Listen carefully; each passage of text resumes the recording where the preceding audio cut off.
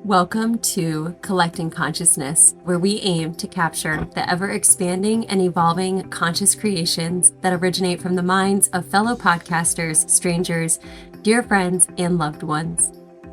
In this podcast, we will expand on our inner wisdom and a coming home to self. From our conscious minds to yours, we welcome you to the Collecting Consciousness. Welcome into another episode of Collecting Consciousness. Here we are continuing the Burlesque series, but this time we are traveling across the way. We've gotten quite far to the west coast of Canada, hailing in Vancouver. We're going to start. She originally is hailing from the Maritimes. This performer has done dancing her whole life. After moving country to country, she dove into the burlesque scene in 2018 with the Vancouver Burlesque Company. She's been nonstop ever since, going on to perform most notably at the Oregon, Vancouver, Queen City, and Atlantic Burlesque festivals, and producing countless wild and wacky shows. Known for bringing the cheese, this Bye Babe makes the most lactose intolerant comeback for seconds. Welcome, Sugarless Strange. I feel like we need some clapping. It sounds clap-worthy. Thank you. Thanks for having me. Yeah, thanks for coming on, Sugarless Strange. I wanted to start off, bring us back to 2018. Bring us back to that beginning bubbling surface of the burlesque for you. Mm-hmm. Oh yeah, it feels like a long time ago because we also had the pandemic in there, and what is time anymore? But yeah, I remember. I think it was I moved out here in 2016, I think, and had never heard of burlesque in my life. I'm from a super rural place in Miramichi, New Brunswick, outside of Miramichi, and have been traveling a lot, and then. I hadn't danced in a few years and was looking to kind of get into something artsy again and reconnect with that part of my life. And I went to a show. I think it was either like it was some kind of like Geekenders production. Geekenders is like a production company here, and they do all nerdlesque. So they do, I think there was a cartoon cabaret one that was put on. I don't remember. It was something weird. And I went to the show at the Rio Theater, which is a historical theater here that I now perform at a lot. And I was like, I want to get up on that stage and do that. And how do I do that? It was like there was such a weird like community vibe happening that was really great. And there was like, theater people and people of all different like shapes, sizes, ages, a lot of diversity on stage that I hadn't really seen being from the dance world before. And I was like, wow, okay. So I obviously haven't aged out of burlesque yet, or out of the dance world yet. So I want to get involved in this. And so I did a pop-up class with a person called Chastity Twist, who doesn't do burlesque anymore, but she was like a big part of the scene here. And I was hooked immediately.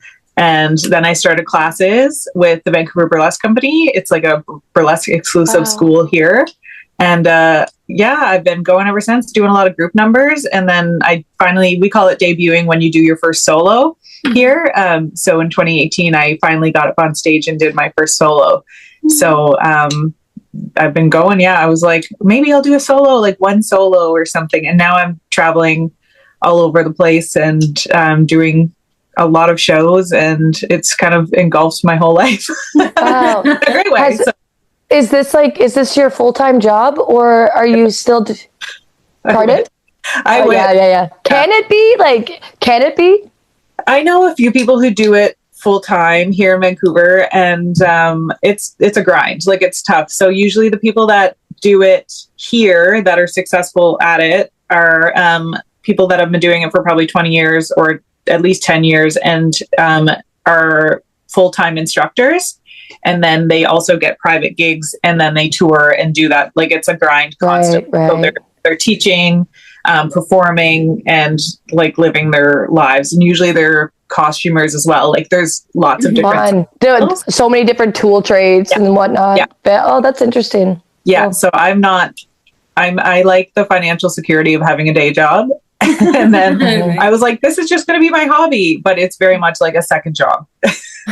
So it's great though. I love it. It's like I do my boring day job to fund my burlesque and get to like learn new skills and take classes and buy fabric, basically. The balance of your life. Yeah. So it's really great. I love hearing that in real application, because that's what I tell myself all the time, is that I'm like, I have to do this like 9 to 5 because it allows us to do all the other things that we want to do. It's like, even though it's not all the way what you want to be doing with all of your time of your life, it's really sweet because it's just, it's what provides the means to the other things that do light you up, and, that you want to be doing. So I heard that you, in the introduction, that you were a producer as well. So you produce, like, that means put on the shows, right? Like you're coordinating, like just into like coordinating all the things. Okay. Yeah. How did you step into that? Like from the like 2018 debut, like when did that step in? Yeah.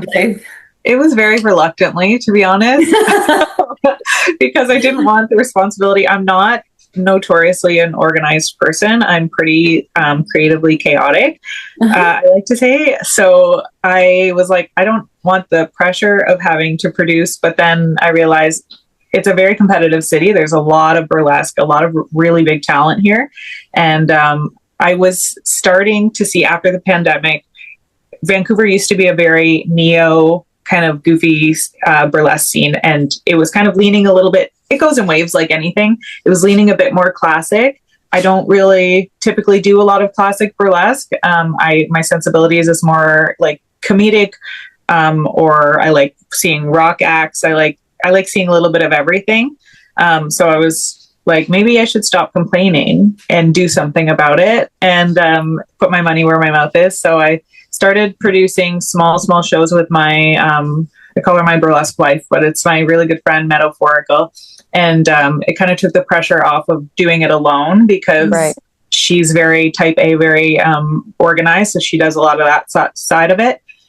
And so together we started doing like a small monthly bar show. And then I had an idea. I wanted to do an all Spice Girls show because I'm a product of the 90s. Yes. He was like, hell yeah, let's do it. And it sold out. And it was at this big theater, not really that big for Vancouver, but it was big for us. And it was at the Fox Theater, and that was excellent. And then we decided to build on that the next year, and we did Burlesque Room My Childhood.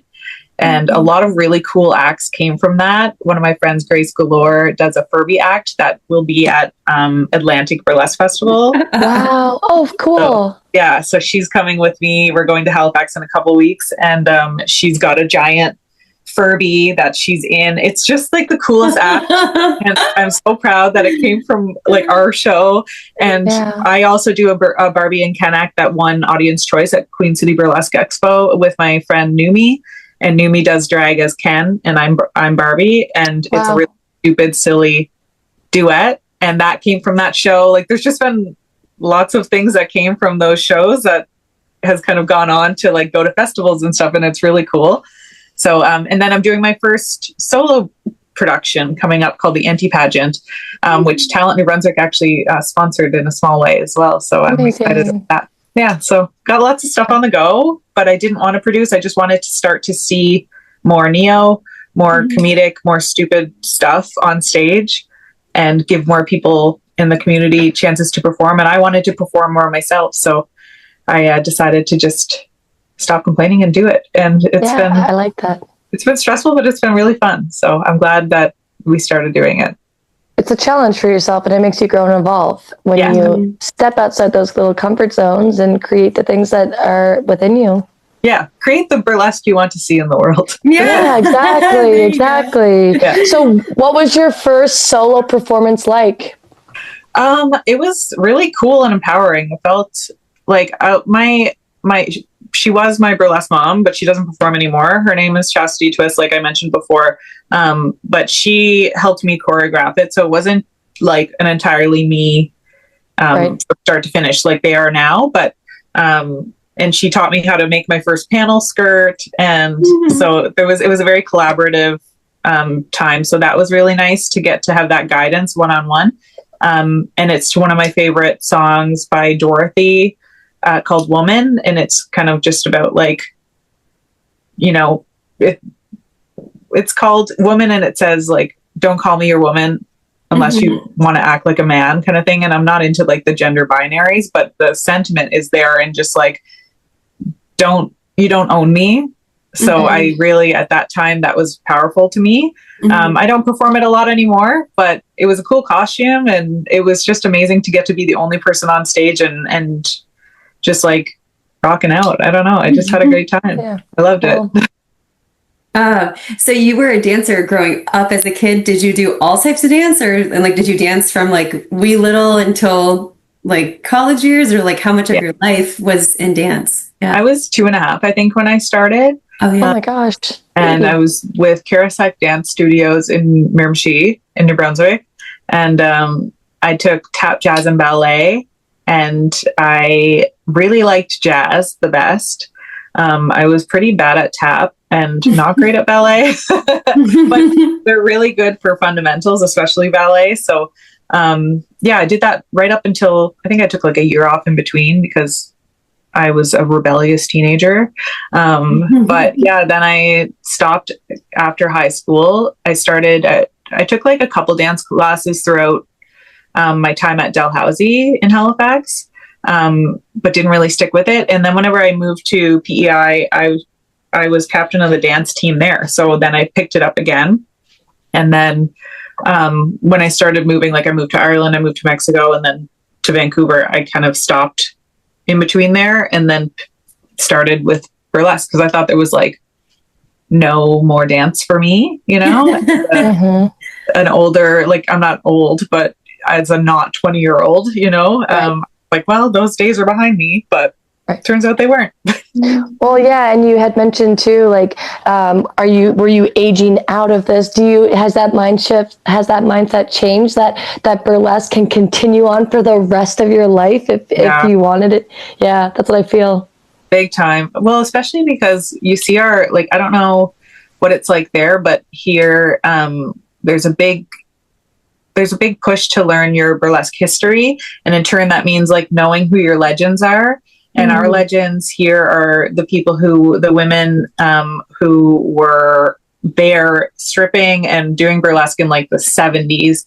And some of them continue on to this day once they if they're integrated enough with the burlesque community that's current, like we'll give them free tickets to shows or bring them to festivals and like give them a solo spot to perform because they're still performing. And they're like, I think our local local legend, Lorna, is maybe 70 or in her 70s, and she still performs occasionally at shows, and it's beautiful to watch. And she's in her costumes. There's one lady who lives in Nelson. Her name's Judith Stein, and she's like a firecracker, and she's a legend as well. And she performed last year at the first Atlantic Burlesque Festival too. They brought her all the way out to Halifax, and she taught a class.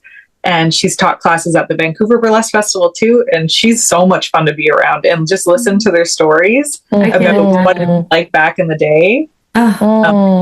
Which was the Wild West, truly. And yeah. Do you have any stories that you could share? Like, give us a little teaser. Yeah. Well, I think it was when I was in Oregon, in Portland. The legend they had that year at the festival, Tiffany Carter, had some crazy stories because she's American, and she had performed in Vegas, like growing up back when it was like gangsters in Vegas. She said she'd been arrested like 4 or 5 times because the cops used to raid the strip clubs back then, and if they caught you with like, you know, your pasties on and no top or like whatever the laws were at that time, they would arrest you just for that. So she's been in and out of jail for just nudity laws.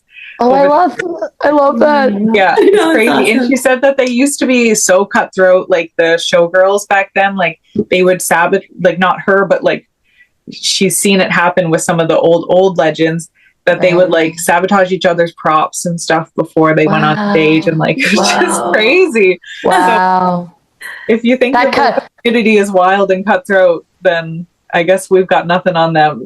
Yeah, for sure. That competitive, but that can just dial into competitive nature. Like, people feeling, for me, it's like, I love to see people shine. I like to see what you can bring to the table. So to me, my only competition is myself. Yeah.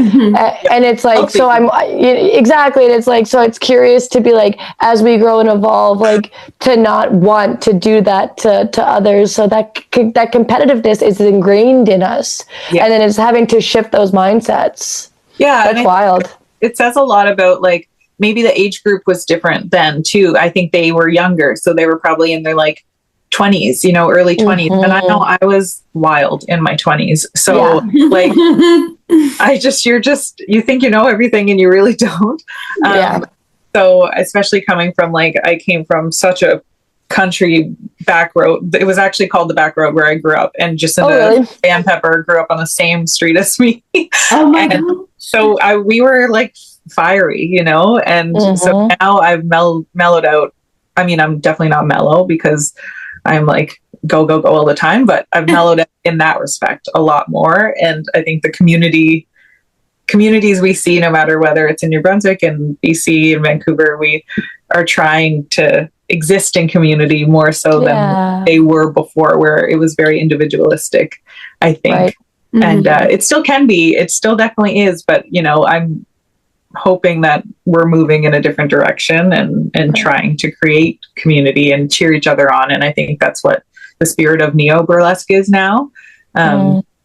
We're at least like accepting of all body types and trying to see what other people are doing in like a cheer them on kind of way, rather than what are they doing and how can I use that for my gig, Yeah. Yeah. So I'm glad that it's not like that as much anymore, because that would be intense. And I mean, in Vegas, like there was so much like dark energy there, just like in general. So I feel like that could permeate any scene, and and I can only imagine like that was their livelihood. Like that's how they made money. So they were probably like, yeah, bitch, like I'm gonna try to be better than you were. I'm sure it was I could see that having a layer to it that is just different than everybody that's doing it as a hobby and just you love it. Just that's a whole different vibe than like, I need to make the most money on stage tonight, and so to do that, try to take you down. That was like their full-time gig, right? Yeah. And I would love for it to be my full-time gig, but it does take that pressure off for sure. I do remind myself, because we do get so wrapped up in it, like because it's very much like my whole world now. I have to stop and remind myself, hey, this is just meant to be a hobby and it's supposed to be fun. And even if it's not your hobby and it is your livelihood, like I think we all got into it, or I would hope so, like for the fun of it, for the love of it, So it's important to kind of stop every so often. And when we're in the grind and like trying to finish a costume and doing the choreo and really in the thick of it, to be like, am I still having fun? Yes. Okay, good. We can keep going. Continue on. Yeah. Can you tell us about your monthly shows? I'm curious to hear how that changes each month, or what the concept is. Yeah, it's hard to keep a monthly going. I will say that it's in a city that's very saturated. So there's a lot of burlesque here, which is great. But also it's just, we kind of cannibalize each other's audience a little bit. So it's important to like, we're always trying to think of ways that we can get, we call them just normies, like normal people out to burlesque. So we're not always like passing along the same $20 bill within the community, because we get burnt out from going to everybody's shows like this weekend, I think there was 3 shows, all people I know and love in the shows. And I was like, no, I'm working on my own costumes this weekend and I can't go. So our monthly is right now, it's called Bees Knees Burlesque, and it's in New West, which is a separate city from Vancouver, but it's basically like a short ride away.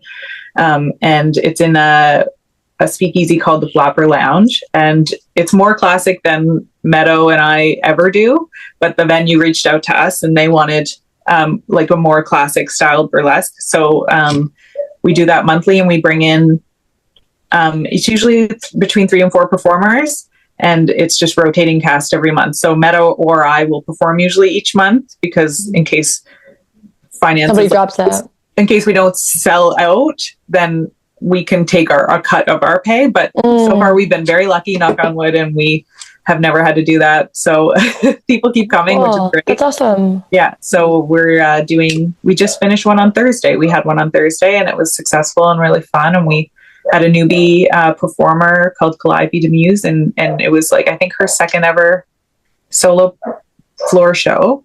And this one's in a bar. So it's not like a stage. You're right walking around tables, and it's a tight little small space, which is so fun because you're up close and personal with the audience, and they get a real VIP situation happening, and intimate. It's very intimate. So it's very fun. And we do, I think, a quarterly show at this point at another. So we wanted to do monthly there, but it's just a lot of work for us. So we do it every couple months or every few months at a place called the Chickadee Room, which is next to like a fried chicken shop. And it's a really small one as well. It's a bar show, and we call it Breasts and Thighs. Oh my God, yes. Yeah. And I think you can see it up there. That's one of our advertisements for it.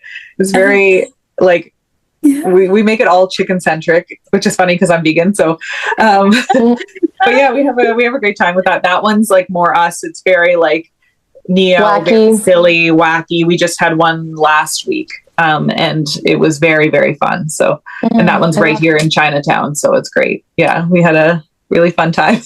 I love that. And, you know, like you talked about how you did, you were in group settings before you did solo. Is that very normal for out west that you do group performances before the solo show?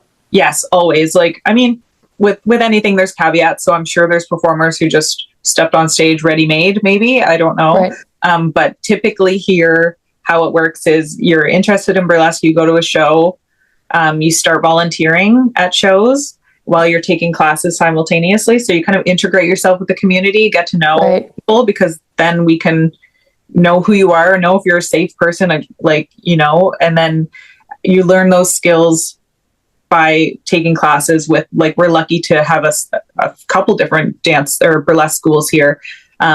And the teachers ideally will teach you the basics of like bump and grind and pasties and etiquette at shows, and teaching us about the history of burlesque, which is so important. And also teaching about making your own pasties and costume making. And so we really get a really well-rounded education here before you ever go out. It's a schooling. It's a school. It's really great. I learned a lot because I came in guns blazing. I was like, I've been dancing my whole life. I don't need to learn anything. And if I look back at my performances then, like, I've grown so much as a performer now.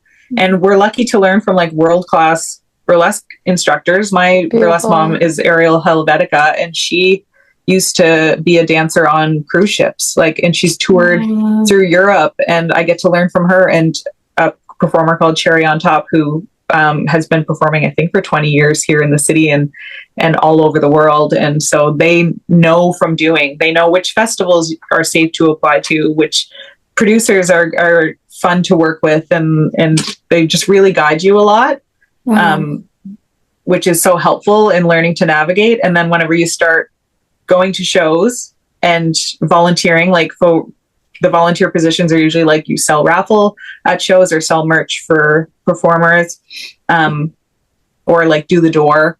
And that just really integrates you in the community. And it's so important because then you know all that it takes to put on a show. You get to know people and build friendships that way. And then producers get to see you more often and see that you're going to stick around. And then producers will hire you to give you a shot at a solo. And the solos, like, not everybody wants to do it. A lot of people are happy just doing student group numbers forever. And that's really fun. And that's what I thought I would do forever. I was really excited about that. And then I was like, oh, I'll try a solo. And then that was history. Yeah, I love that.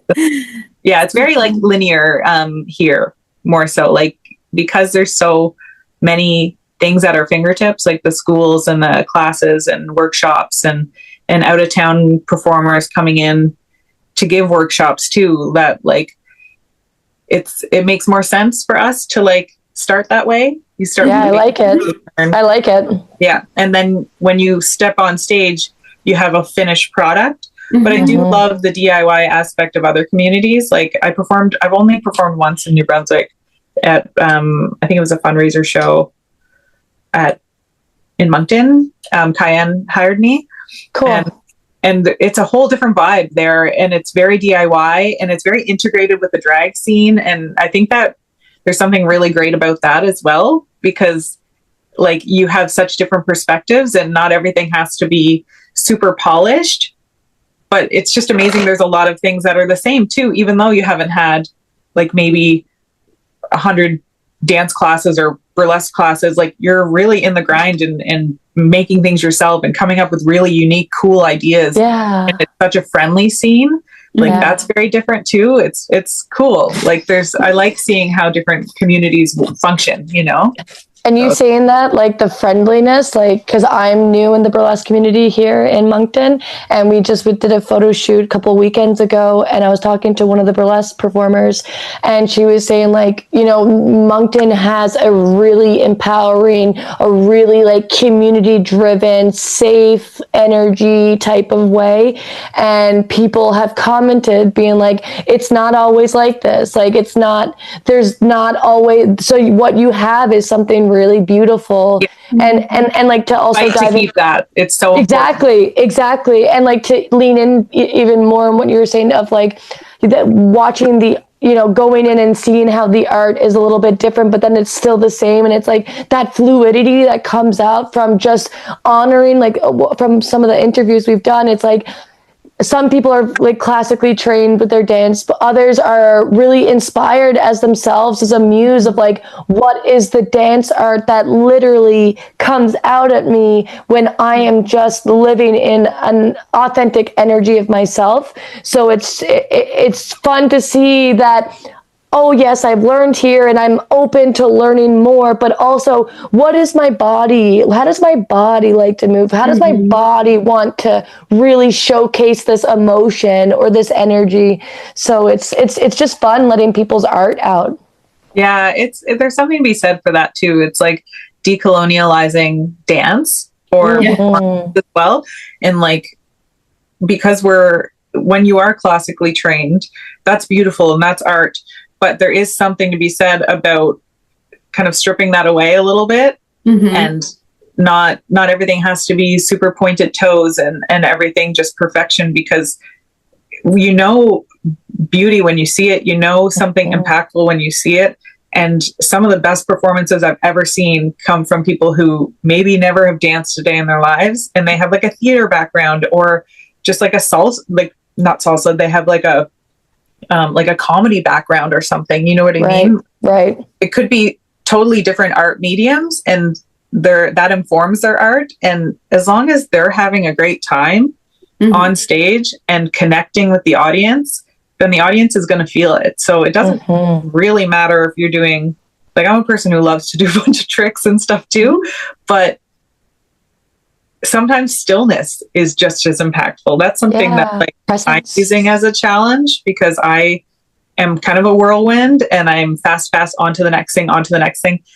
But I love when a performer can just, you know, be there and commanding the stage, and they're not moving for longer than I would be able to. Like my brain will start going and I'm like, should I move? I think I should move. I think I should go to the next thing. Everybody's going to get bored.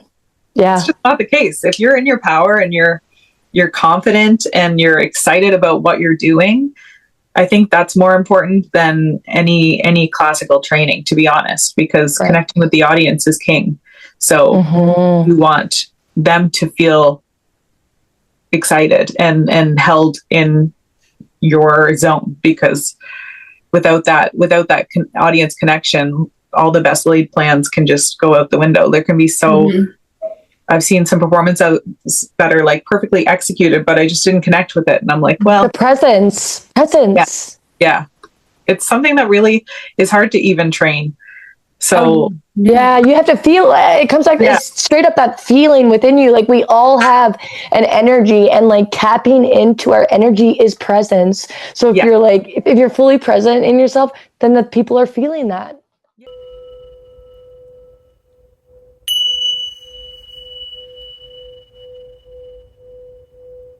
Thank you for tuning in to Collecting Consciousness. We're so grateful that you've been on this journey with us so far. And we look forward to seeing where we are going to expand, curate, and collect. So if you haven't already liked, subscribed, or shared our content, and you feel called to do so, we would so deeply appreciate it. From our souls to your soul, and our hearts to your minds. We are collecting consciousness. Heck yeah. Yeah. Oh, sorry, you go. Oh, I was gonna say, the thing that keeps coming up for me is like the magnetism of authenticity. Like just being truly 100%. authentic is that magnetism that you're describing, where like the audience is just like in it, you know, and totally glued to it. And it might not be anything that you learned in school. It's just who you authentically are shining, which anywhere on stage and off stage, it does, you know, that has that effect with people. Just truly. I'm a firm believer in that, because you can tell when somebody's being authentic. And when it comes to your art, like ticking XYZ off a box is great, but then you're just going to look like everybody else. And this is an art form where you want to stand out. You know what I mean? Unless you're doing a group performance, that's a bit different because you're working as a collective. But if you're doing a solo on stage, like what makes you tick, what makes you excited about things, that's going to be what really translates on stage. And we have a lot of fan acts around. We have a lot of veil acts, like a lot of tricks and stuff. So if you're using those props, they are very impressive. So how are you going to stand out from the other person who does that? You know what I mean? You just have to kind of try to always be trusting your gut and thinking outside the box. Like, and it's not always going to work. Like, I don't know, I'm working on a huge project right now and I don't know how I'm going to make it. I just keep putting things in little boxes and just being like, okay, I'm going to try to make the skirt first. Then I'm going to try to put in these things. And hopefully when I lift it, it does what I want it to. And if not, I will try again. So it's a very, like, you just got to try and go for big ideas. And if they might not work and you might fail, but at least you did it. Yeah. And so like you are making, are you typically making all of your own outfits? Yeah, I unfortunately am. One of my big festival acts, I made the underbits for, but I had a coworker who made like everything else for me. So that I spent money on and got someone professional to make it for me. And that was a huge relief, but it's not always accessible. And I'm currently wanting to like expand my sewing skills. So I've been sewing a lot more and I am getting better at it, and it's getting. I want to hear about it. I'd love to hear about like the start of your sewing. Like, where did you start? Well, my grandmother taught me like when I was young, and I was really interested in sewing, but I just never stuck with it. And I'm very much a like, oh, shiny, what's this? I'm going to try this for a bit, and then I'm going to try this. I'm going to try that. So I never kept up with it. And then as I got into burlesque, I was like hand sewing things, and I was like, this is agonizing. But I'm so intimidated by the sewing machines. And I was like, I don't have a sewing machine. I'm trying to do this low budget. And then a coworker had an old Singer sewing machine. So like a proper old one. And she was like, I don't use it anymore. Do you want this? And I was like, yes, I do. Because anything built in the 70s or built older, they wanted built to last a lifetime. And it works great. And so actually it's a funny story because I have ADHD. And so I have a lot of ideas, but executing them is a different story. And my husband figured out how to set up the sewing machine, and he is a YouTube guy, so he can learn from YouTube. And he learned how to sew from YouTube videos and was sewing a couple of my like costume bits. And then he was like, okay, I can't do this anymore. Like, I can't do this for you every time. So you have to learn. So he taught me. He's like boundary coming through. Yeah. That's amazing. So he taught me how to sew. And then That's now so cool. I've surpassed the level. So now I'm doing my stuff all alone. And he's like cheering me on. He's like, this is great for me and for you. So. Oh, I love that. That's a true supportive masculine energy for yourself right there. Burlesque husband. Yes. He really is.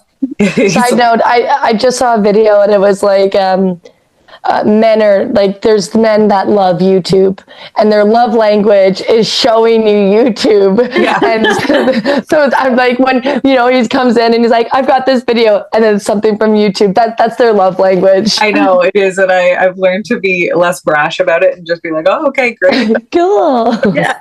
And then other days I'm like, okay, you can show me 3 things today. I love Maybe that. we'll try more later. Yeah.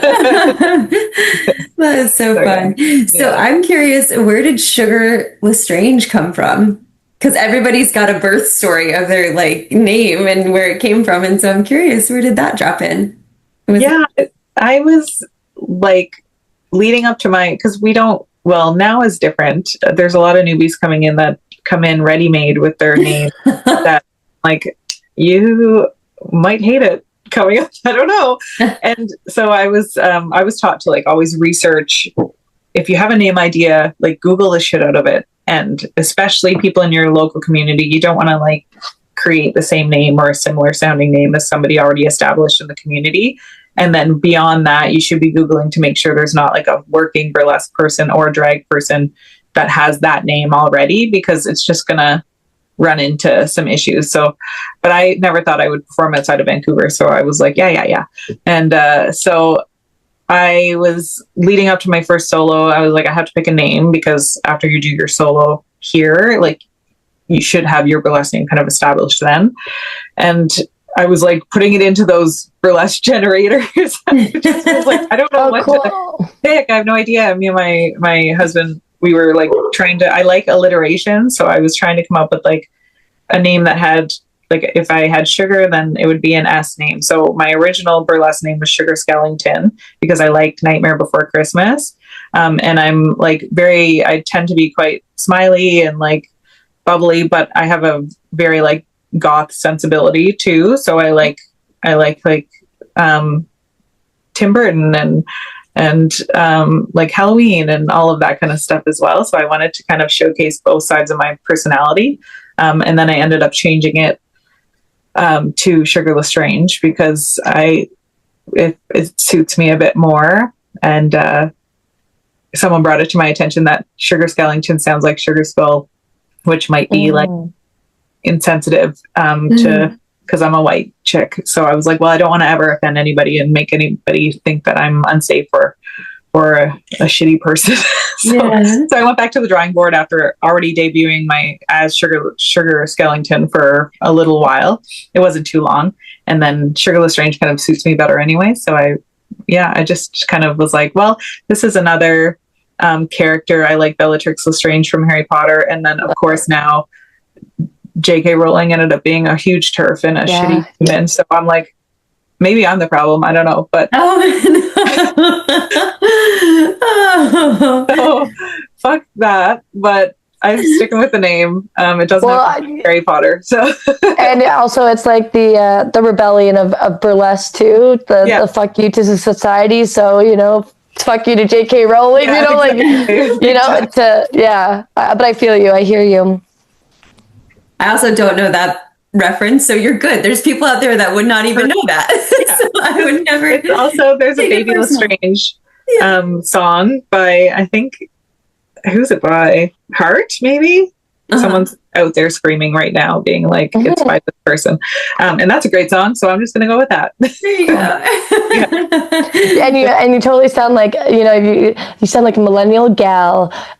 Us loving Halloween, us loving Tim Burton, us loving Harry Potter. I'm just like, I was like, I'm here for it. I'm here for all your things that make you you. I like nerding out on a bunch of stuff, and I have a lot of special interest hobbies.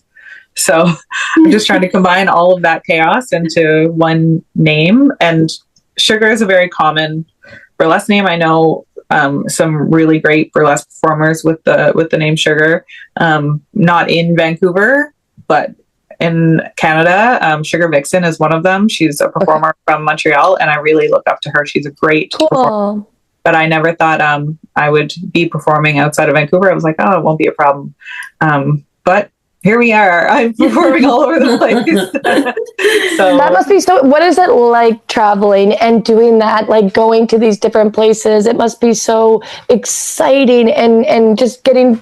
You're probably just like learning so much each time you go to a new place. Yeah, big time. It's cool to, and I hope to tour more and actually like get to perform in different countries and stuff in the future. But for now, doing festivals, especially with the border crossings being kind of sketchy right now, I am really liking supporting Canadian burlesque festivals and seeing what other communities are doing. And I like taking workshops when I'm at those festivals, because there's always workshops that go along with the festivals. And it's usually like traveling performers that are putting on the workshops, or local legends or local performers, and it's just cool to learn from different people. I really like taking classes of all sorts, so that's a fun aspect.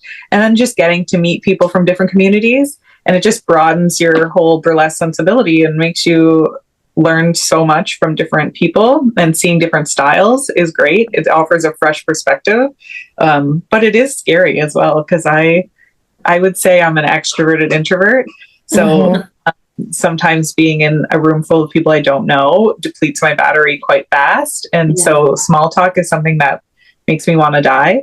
So I want to know like everything about you and your deepest trauma right away. I don't want to talk about the weather. So, so luckily, everyone in burlesque typically is neurodivergent, or like something is you're like a little bit of a weirdo. So I usually connect very easily with people in the burlesque communities, no matter where I am. But my first burlesque festival that I ever was in was a competition. And in the US, they do a lot of burlesque competitions. So you're competing for a crown. And that being my first experience as for a burlesque, like I was still I wasn't super new, but going to Portland and competing in the Oregon Burlesque Festival was like a whole different vibe, because you're competing against the people who are there and you're not just there to socialize.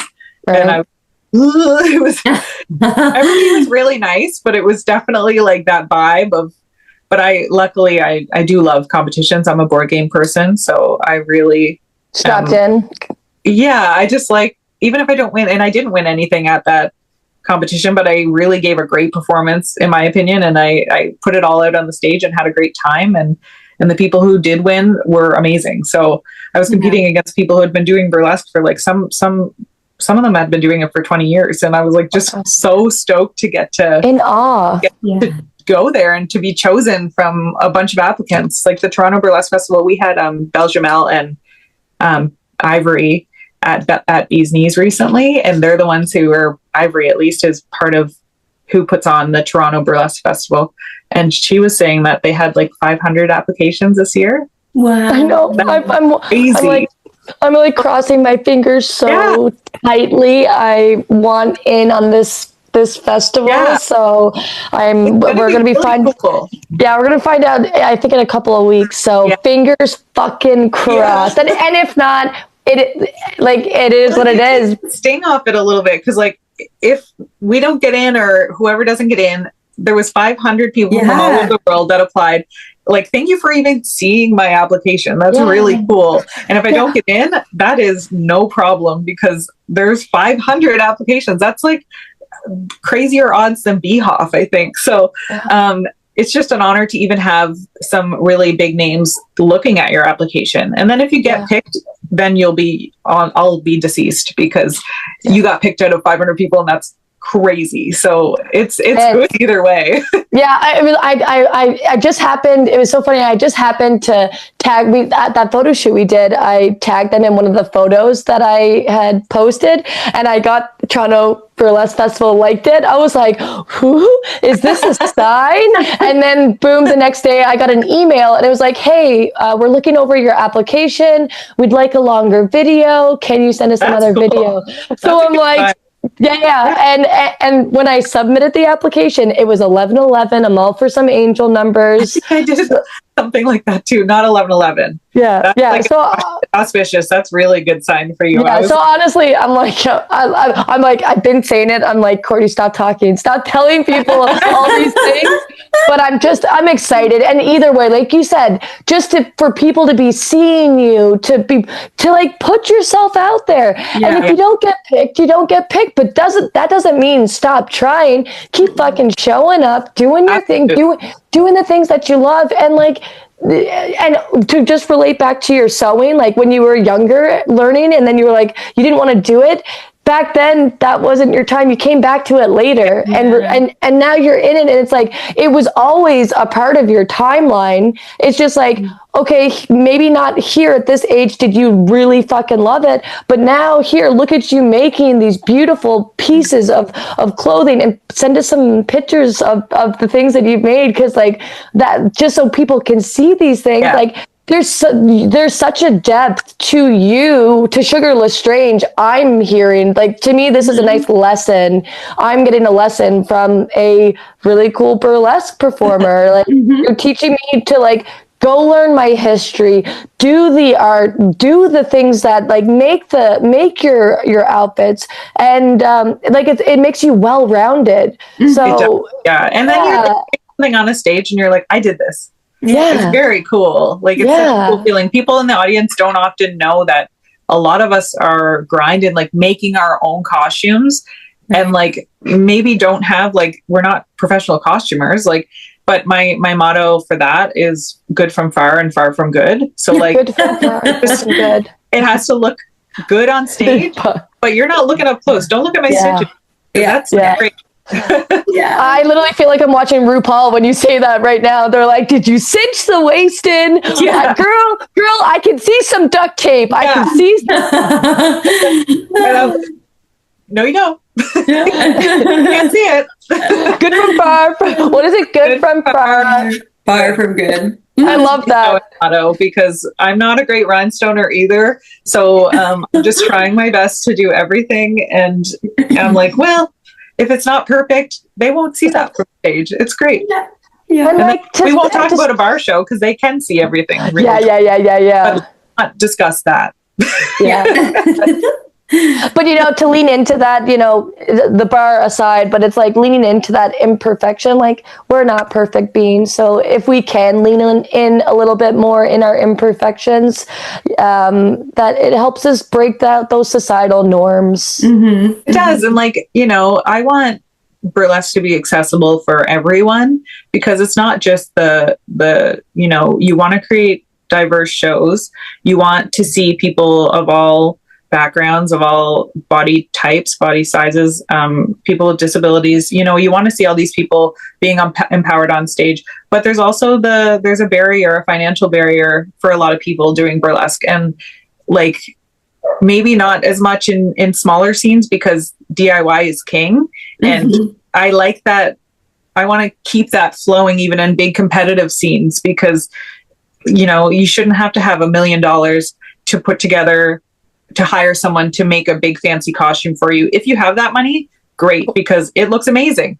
But you're also, if you don't have that money, and like, it's so important to teach yourself, or to learn however you learn to sew, so that you can save money doing that. Not everything has to be blinged out to the gods for rhinestones. Right. I know there's a lot of people who would kill me for saying that, because yes, it looks amazing to be sparkly on stage, but, you know, get some cheaper rhinestones, or just find another way to draw the audience in. Like, we tend to be crows in burlesque, so we love sparkly things, but you can get cheap sparkly things, you know, just try to like repurpose things for the purpose. That's what I'm doing with the anti-pageant that I'm producing in August.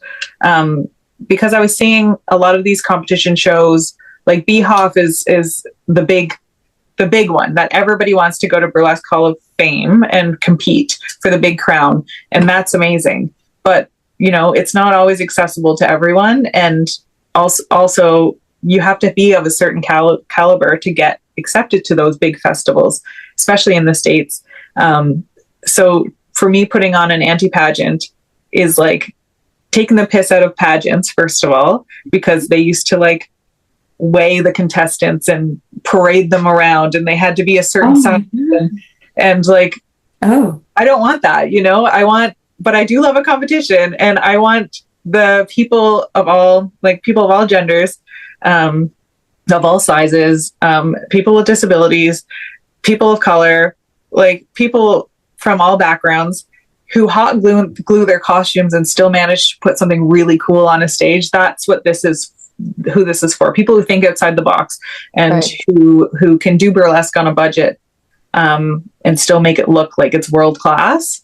That's what this is for. And so we're going to do a competition show. I'm going to have about 10 contestants for the first year, and I want to make it an annual thing for people not just in Vancouver, but I've had applicants. I haven't decided who's gotten in yet, but I've had applicants from outside of Vancouver too, who are wanting to compete for the crown, and it's going to be called Mix Burlesque Vancouver. But I'm also going to have some superlative awards as well, like Mix Hot Glue Gun. So for somebody who had the best DIY costume, because we're going to do like a RuPaul's Drag Race style sustainable ball gown section where you have to use thrifted items, and any new items you buy have to be under $30. So like you show your receipts and like use that scrap fabric, hot glue gun these things, and you'll get a prize for it. So it's Are you going to record the show?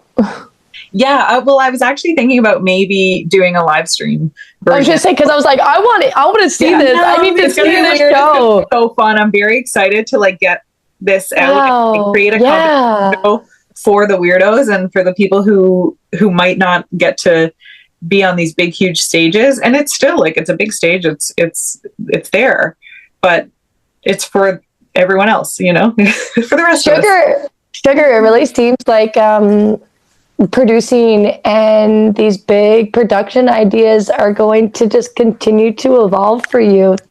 Yeah, I hope so. I never thought that it would be anything I could do.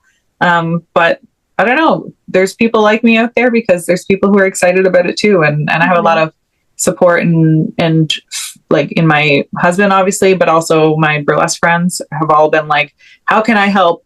What can I make for this? And like people have been reaching out and just being like, I'm so excited about this idea. And it's cool to see like, okay, so there are people who want to do this weird as well. And I want to do a live stream because I know I've had a couple people on the East Coast that are like, I want to watch that. So it'd be cool to like see it kind of grow each year. And then maybe we can have anti-pageants in the East Coast as well. That'd be cool. Yeah. Well, I was like, okay, if you're taking applicants outside the city, like my brain is, because like burlesque is literally where I just want to go for the rest of my life. So I'm just like, what new things are going to come into my energetic field? Oh yeah. And like, I hope eventually like there'll be people from all over the country or wherever applying. This year I had a couple people, but because it's called Mixed Burlesque Vancouver, people thought, I think that it's for just Vancouverites. It very much isn't, because how funny would it be for someone to win the crown not from Vancouver, right? I love that. Yeah. Come take it from us. We've been on our high horse for too long. humble Vancouver. Yes. Oh, I love that. Can you talk a little bit about the breast and thighs, like how that changes, and what are the wacky things that have really kind of inspired you in that? Yeah, that one's a fun one. We have a lot of fun with that. I had one of my friends performing one time as a chicken, and she had made a chicken bonnet, and her name's Numi, and she had a white chicken head, and then she had like she stripped down. Well, she had a white like kind of dress she was a chicken, but then she was performing to Hot to Go by Chapel Roan, and she ended up in like a takeaway chicken box over her shoulder, and she was fried chicken. She like took the dress off and had like these gauntlets on her arm, and they were like little chicken sticks, like fried chicken.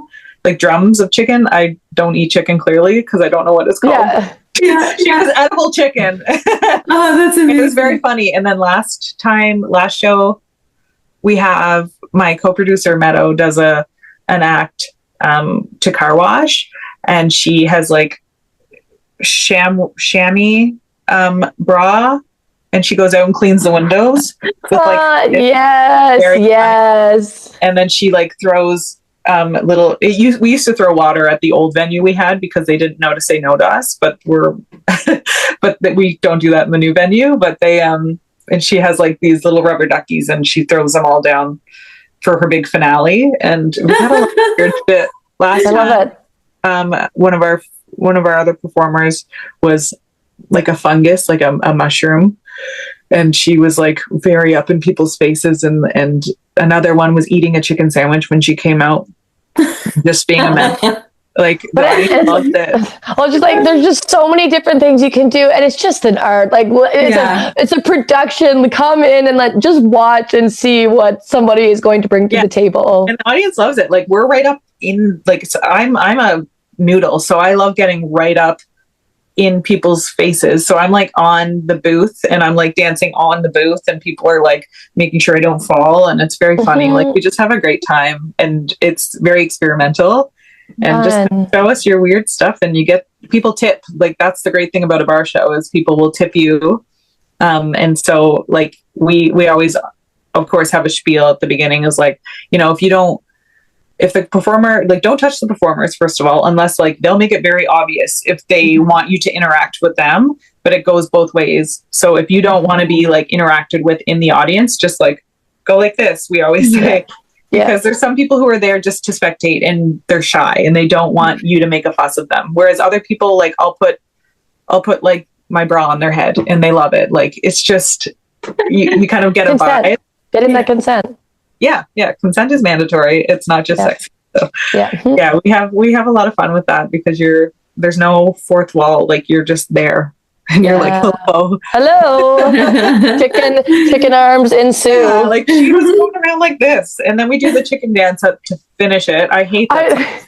Honestly, that was that when you said that, I was like, before you said that, I was like, oh my god, the chicken dance needs to be done. Yeah. We do it every show, as we call it a babe parade. So we go around hustling for tips at the end of every show. Cool. Yes.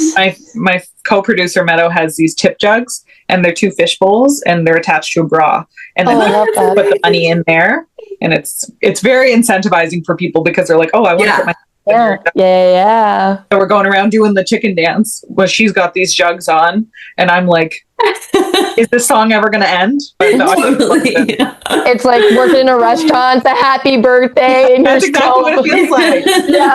You're like, damn it, I got to put my hat on again. Yeah, exactly. Everybody's like knows that Sugar's hating it because by the end of like, but it's good fun. We breasts and thighs. It's a great time. We take ourselves not seriously at all. Yeah, cool. That's fun. Yeah, I love it. What I love about you, I've just been sitting here waiting to just say that I think that you just dig below the surface, and I think that is so authentic to you. Like you're not just like at this surface level of burlesque. You're like seeing all the ways that it's flawed, and then like magnetizing them, like being like, or just illuminating them in this like really glorious way, which I think is like so unique, really, truly in the world, and probably in the burlesque world itself. It's like you see all these little flaws, and you're just like, or I guess I call them flaws, but they're like the little pieces of the burlesque world that could be taken the wrong way, and you're just like, nope, we're just gonna make them amazing. Like anti-burlesque, we're gonna make it awesome that you have to make your own costume, and like it's just so cool. You're so highlighting and like shining love on all those little areas that are maybe like a little less, cared for by some. And I just think that's so unique. Like I really think, like I said earlier, the authenticity is it magnetizes people. Like I can totally see why you have tons of people applying for your shows, because that is like the most authentic thing. Have an anti-pageant. Like, of course people want to be about that. They're like, yes, like this is speaking to the part of me that like, wishes there was a competition I could be in that didn't care as much. Right. Yeah. Put together. So I love that. I really love that. Like that's the angle that you've taken, it seems to be, in the world of burlesque. And I think that's really cool, because it's like, I never realized until talking to you that there's a whole school of burlesque. And I guess being in a major city, that's what gets, you're kind of so much competition, so many people, so much interest. You kind of have to put some sort of structure in place. I guess I could see that being the case. And so it's really cool that you're just kind of like taking that and kind of like spinning it a little and being like, it doesn't have to be all like perfectly put together, and I think thank you, because that is very much what I'm about. Like I love the polish, the beautiful burlesque that you see the headliners doing. Like, there is something to be said for that, absolutely. But that's not always in reach for everyone. And really, like, burlesque should be for everyone. And a crown, I love competitions, like I said, and I love saying, like, if I won an award, I would shout it from the rooftops, and not taking away from that. But a crown is really what we make it. So why can't the anti-pageant crown be something worthwhile as well? You know, like something for the rest of us. It's not lesser than. It's just a different take on it. Yeah. You know, like, I'm not shitting on other types of burlesque by highlighting and illuminating, like you said, these little dark corners of burlesque. But I think there's little nuggets there too. So I think we can just only get better by looking at it as a whole and all the different facets of it too. Because it gets boring seeing the same thing over and over again. I want to see weird shit. You want to see creativity. Opening the doors, opening the windows, letting all the light shine through. Just like get weird and then be your true self, whatever that is. There'll be somebody else out there that likes it too. You're not alone, no matter how weird you are. Because I'm pretty weird in a normal looking package, I think. But you know, one conversation with me and you'll realize, oh, she's definitely neurospicy. So it's cool to meet other people that are like that. And I think that should be celebrated too. You know, just being yourself and being your authentic self and trying new things. And absolutely. Like, and you're saying all this, and this is like one of our little ending questions. It's like, what is the message you want to share to the viewers, to your fans, to whomever is going to hear this? What is the message that lies deeply within your soul? Are you having fun? Yes. That's what I always remind myself. I remind my friends, it's important to check in with yourself and your friends. And like, it's normal to stress out about things. Like, I get stressed all the time about deadlines and like, am I doing enough? Am I doing the right thing? Am I on the right timeline? Blah, blah, blah, whether it's about burlesque or anything, but especially pertaining to burlesque. Like, are you having fun? And if you're not, what would make you have more fun with it? Because it's meant to be fun. We're supposed to be having fun because we're creating entertainment and we're creating art. And that is meant to be entertaining for the audience and fun for you. So I think just always checking in with yourself. Am I still having fun? And if not, what can you change to make it more fun? Because it's not that serious. Like, yes, it is. And it can be revolutionary. It can be life-changing, but there's joy and resistance as well. And you should be having fun as well while you're doing this. Like, otherwise, what's it all about? Right. We're only here for a minute, you know, and we're not guaranteed time. So we might as well be having some fucking fun. I love that. Well fucking said. And not what I was expecting. Like, when you said it, I was like, I love that. Like, that hits me. Like, I just want to go talk. I was like, okay, I'm going to go. That's going to be like the first question I say to my friend. Like, I just, that's a very important message. And yes, there are stressors in our lives, that things are not always the way you want it.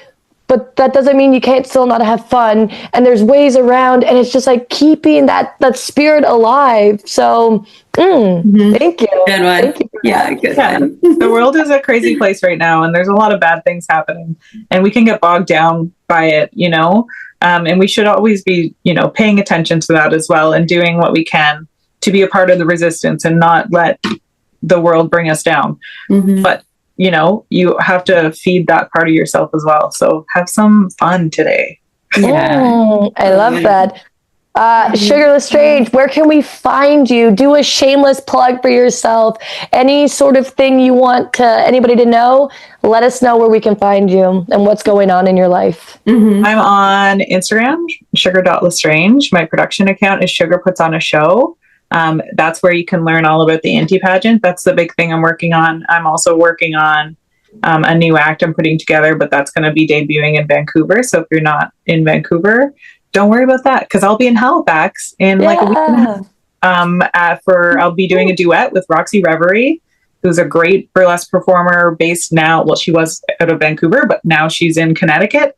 And so we're joining forces to do a ping pong act. It's going to be very stupid, very intense, and very fun. And we'll be doing Saturday, May 30th at Atlantic Burlesque Festival at the Neptune Theatre in Halifax. So that's where I'm going to be next.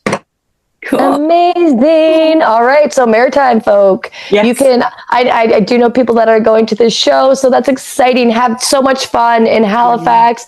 I'm sure you're going to be hanging out with Jacinda as well. Yeah. Hopefully. Yeah. Cool. She better be. Yeah. Oh, that's so awesome. Cool. Okay. Well, thank you so much for joining us on this podcast. And we hope you had the best time. It really is like, if you wanted to learn about burlesque and like how to go into burlesque, if you're wanting to be a burlesque performer, this is the episode. This is the episode to listen to. Thank you for showing up today.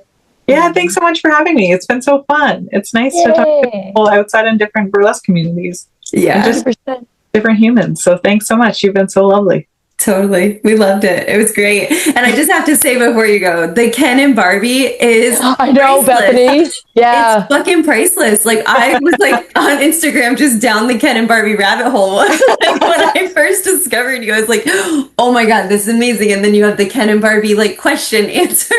Yeah, we've been having so much fun with that.